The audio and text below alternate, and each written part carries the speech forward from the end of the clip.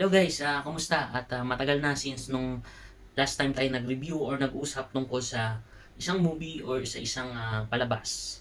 Ngayon, pag-uusapan natin yung pinaka-latest live action adaptation sa Netflix ng anime na One Piece.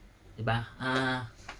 Meron lang siyang nilabas na 8 episode pero yon lahat yon is bininge-watch ko lahat. Pero hindi na natin iisa-isahin yung review, no. So pag-uusapan lang natin in general yung palabas, kung ano yung reaction ko or ano yung sa palagay ko sa movie. So kayo din, pwede rin kayo mag-react or comment down below. Generally, I love the live action adaptation series, no. Much better to sa ine-expect ko or sa kasi karamihan ng mga napapanood nating live action adaptation ng mga animes or ng manga is a little bit disappointed. So hindi natin sasabihin kung ano-ano 'yon, no. Kasi kanya-kanya naman tayo ng opinion sa mga palabas. Itong One Piece is pinamunuan din yung pag-a-adapt ng mismong writer or ng creator ng One Piece na si Ichiro Oda. Mas involved siya. So, tama ba yung pagkaka-discuss ko? So, yun yung kaibahan sa adaptation na to is talagang involved yung creator. So, ah, lahat yun may approval niya kung ano yung mangyayari, ano yung flow ng palabas.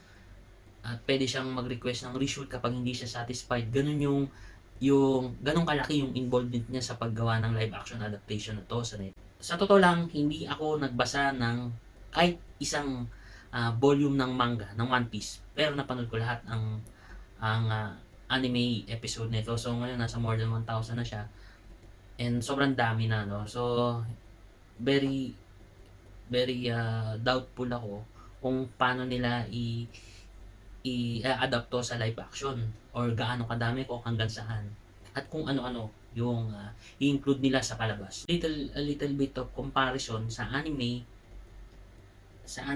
and sa live action na 'to. So, itong live action na 'to masyadong walang fillers, guys, 'no. So, walang fillers, so marami din siyang binago, 'no. Uh, don't expect same things from the anime as long as they deliver the correct story flow, that's fine, you know. For me lang naman, sa akin lang naman 'yon, 'no. Walang issue sa akin na marami silang binago at mga kinat na scenes galing sa anime, hindi mahalaga 'yon, 'no. Sa opinyon ko lang naman 'yon, sa opinyon ko lang. So, sa pacing, sobrang fast pacing talaga at sunod-sunod yung mga nangyayari and walang dull moment para sa akin kasi kahit yung mga usap-usap is napaka-crucial o napaka-importante sa magiging flow ng story. Yung story from the anime lang yung pinagkukumpara ko, the story cuts in a very good and meaningful way. Mga important scene sa anime or sa manga, I think, is nandun. Hindi nila hinayaang mawala yon. Yung mga importanteng scenes. No? Yung action scenes is very clean. Sobrang ganda ng pagkaka-execute. Kalkuladong-kalkulado nila yung camera movement.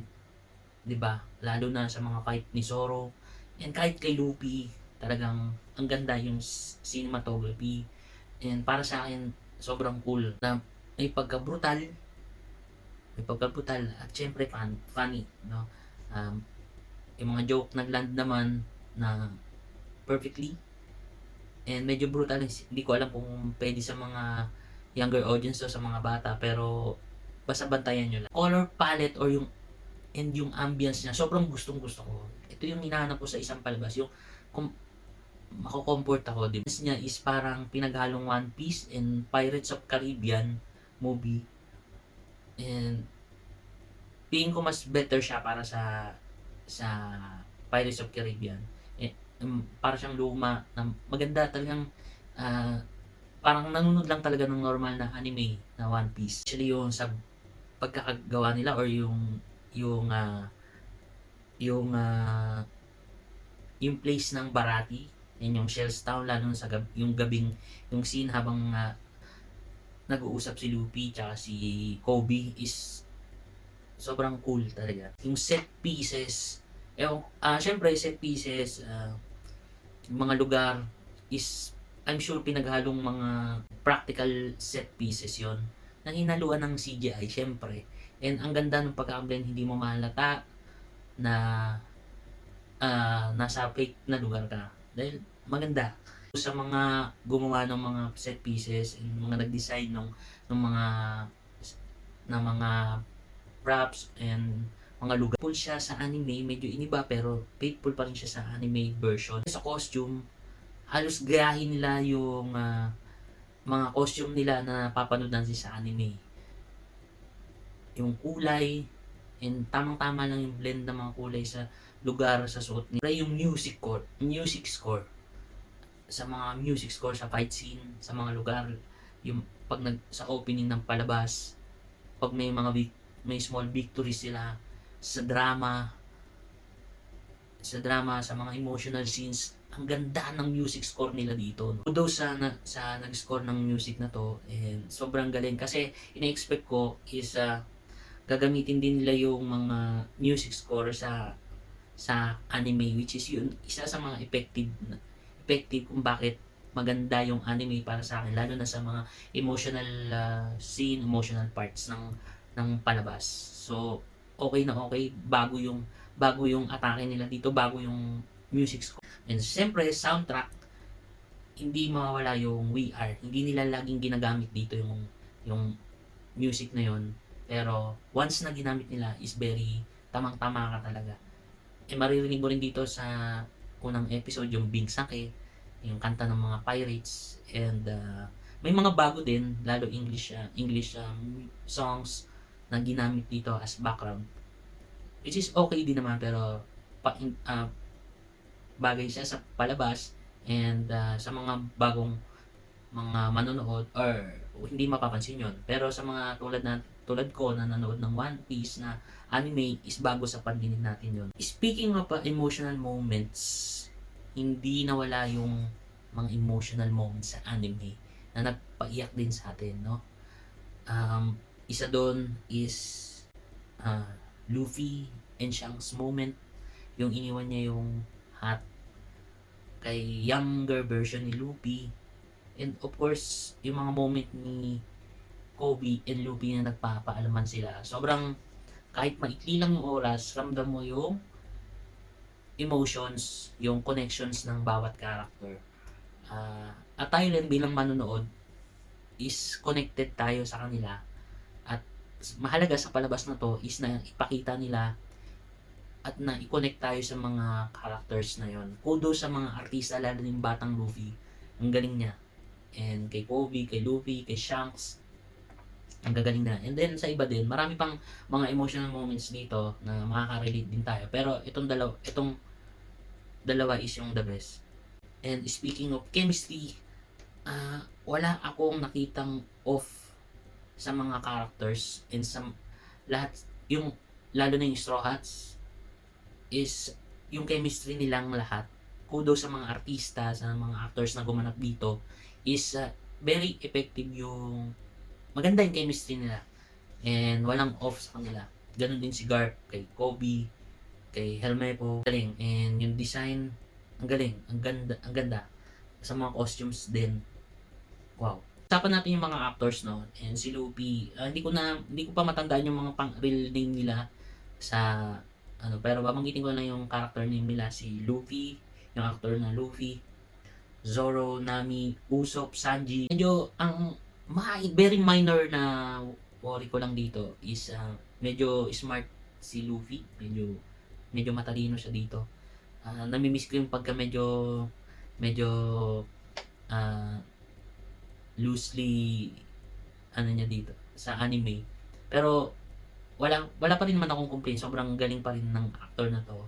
Nakakatawa siya. Yung energy niya, same din sa anime. Yung recklessness niya, ganun pa din. And then, syempre, kapag kinakailangan na sa eksena na kailangan niyang maging seryoso, is nandun pa din. And of course, si Zoro, yung attitude ni Zoro sa anime is ganun pa din. And si Nami, okay din. And si Sanji, yung complaint ko lang kay Usopp, medyo kulang pa. Okay na, pero kulang pa yung pag dapat na pagiging goofy niya tulad sa although tulad nga sabi ko, huwag tayo mag-expect na maging katulad talaga 'to ng live ng anime versus live action. Pero kung i-improve nila 'to sa next season, gusto ko sana na mas goofy pa si Usopp. Medyo bawas-bawas sa pagpapa-cute. Speaking of the Straw Hats, ang galing kasi hindi nila pinabayaan o mawala yung mga backstories nila, no? So may mga flashbacks dito. Tulad nung nabanggit ko kanina is ang galing nung gumanap na batang Luffy. Pangalawa, yung gumanap na batang Sanji. And the rest is okay, pero itong dalawa is the best. Nakalimutan ko yung pangalan ng artistang gumanap na batang Sanji. Isa siya sa gumanap na bida doon sa series din na Netflix na Sweet Tooth. Pero ang galing niya dito, yung chemistry nila, yung acting nila ni Owner Zeph, ni Zeph yung captain ng Barati. Sobrang nadala tayo sa mga backstories nila dito. Nadala ako. Kudos din kay Garp, kay Kobe, kay Helmepo. Very faithful sa anime yung mga iteration nila sa live action adaptation. Ganun din character ni Mihawk, ni Dracula Mihawk, yung design, wow, very faithful. I'm sure ganun din yung itsura niya sa manga, and of course sa anime, dahil napanood ko yung anime, hindi nakapagtaka si Mihawk yon. And then yung power sets niya is pinakita din dito. Si Shanks, and as usual sa unang mga episode ng anime is gano'n din. Simple lang yung mga ginawa ni Shanks pero very effective. And sa mga antagonist naman, pag-usapan natin, is faithful din sa anime, no? Sa source material, itong si Alvida, si Koro, si Buggy, and of course si Arlong. Pero the best is si Buggy, guys. Yung fight scene, and of course si Koro, isa rin sa gusto ko talaga sa live action adaptation na to is yung episode na nandun si Koro. Ang ganda nung pagkaka-introduce sa mga antagonist na to. Maliban sa apat na to, marami pang lumabas, and very minor lang yung appearances nila. Yung intro sa mga antagonist is pinapakita yung wanted poster nila sa screen, and then bigla na lang nilang nahawiin ng ganun. Is ang galing. Bagong atake na naman sa pag-introduce ng mga character na to. Ginawa nila yun from Alvida to Buggy to Arlong, di ba? And excited ako, sana meron din yung mga mababait na pirates na ganun, no? So kanina nabanggit ko yung fight scene, sobrang linis, sobrang ganda, yung music score, camera movement. Ang ganda ng mga fight scene dito. Hindi masyadong madami, pero once na nagkaroon ng labanan, is labanan talaga. Enough lang yung timing, enough lang yung haba, and yung fight scene sa umpisa na si Straw Hat versus Captain Morgan, yung Straw Hat versus Buggy is one of the best. Mihawk versus Zoro, wow. And Arlong versus Luffy, as usual, sa finale. And merong very very short moment na paglalaban ni Admiral Garp and Luffy. So ang galing. So pinakita yung mga set movements nila dito, no. Galing. For me, this is not a remake of animated. Para sa akin lang naman yun, no. And not everything kasi from anime or manga should be in the series. So hindi dapat lahat nandun. And okay sa akin yun as long as andun pa rin yung flow talaga ng story kung saan sila papunta from point A to point B, gano'n. And hindi ko siya may pagkumpara sa ibang live action adaptation ng ibang anime kasi hindi ako masyadong nakakanood. Siguro ang naalala ko lang which is worse is Dragon Ball live action adaptation. And so maliban doon, wala na ako. Or sa Avatar, panood ko din pero hindi ko rin nagustuhan. So ayoko namang i-judge yung iba na yon kung hindi ko naman napanood. Pero maraming nagsasabi sa mga comment section, ang One Piece is so far is the best live action adaptation ng anime coolest series so far ngayong taon. Para sa akin din, ganun din. 1 hour lang siya per episode. Mahirap talagang i-adapt yung sa live action, sa real world yung anime. Lalo na tulad ng tingin ko ng Naruto, ah, ng One Piece, o kung sooner magkakaroon din ng live action adaptation Yu Yu Hakusho. Kasi mahirap ipakita sa real world yung mga nangyayari sa anime which has weird set piece of powers, weird character design, weird places. So ang hirap, pero sa One Piece is masaya na ako bilang fan kasi nabigyan nila ng chance na may adapt to sa live action series, no, or siguro sa susunod is movie, and looking forward ako, pero gusto ko pa rin na ng series kasi marami and may time sila para i-explain yung mga character development, and yun. Excited and looking forward ako sa season 2, which is wala pang announcement kung gagawin nila, lalo na meron ngayong actor strike sa Hollywood. Alam kung may season, kung kailan nila gagawin, pero but I'm sure magkakaroon yan ng season 2, no. Siguro naman, please Netflix. And excited na ako sa mga papakita nilang new places and new characters, lalo na sa Straw Hats, sila Chopper, Robin, Frankie, Brook, Jinbei, kung paano nila i-introduce tong mga to, kung paano yung mga design especially. And merong teaser sa huli ng series na to is I think that is Smoker, guys. Si Smoker, yung isang marine admiral. Sa ngayon, nakita ko sa mga posts, hindi ko alam kung official or totoo yun, na ang One Piece live action adaptation is number 1 ngayon sa Netflix in 84 countries. Hindi ko alam kung ano, pero kung totoo man, hindi na nakakapagtaka. So, hindi na ako magugulat kasi sobrang ganda ng series na to, the best for me. Yung mahalaga sa akin yung ambience, yung timing, yung action is very on point lahat. And para sa akin, ang ganda kasi bihira akong magkaroon ng interest para i-rewatch yung series. Although 8 lang naman to, ang dali-daling i-rewatch. Pero maglalaan pa rin kasi ako ng time ko because this is almost 8 hours of stories. So, sobrang ganda kasi pwede ko siyang rewatch anytime. And pwede akong mag-jump sa ibang episode nang hindi mag-worry na hindi ako maboboring. And yun nga, 84 countries, surpassing the Netflix series din ng yung season 4 or 5 ng Stranger Things and Wednesday. So, ayun, ganun siya, the best, and trending siya worldwide since nung nirelease nila to sa Netflix. So, ayun, ang galing. And hanggang doon na lang siguro. At sana guys, sa mga hindi pa nakakapanood, try nyo, give it a chance sa mga bagong manonood pa lang ng Netflix.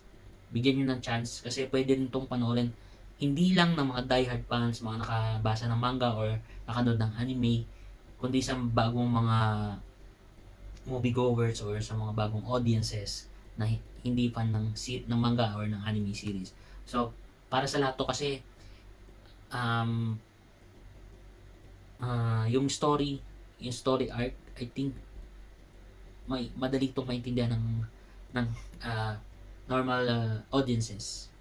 Yun. So, yun guys, maraming salamat, and kayo, ano sa palagay nyo ang series na to, kung napanood nyo na, ano yung mga reaction or complaints nyo, i-comment nyo lang sa Maraming salamat sa panonood.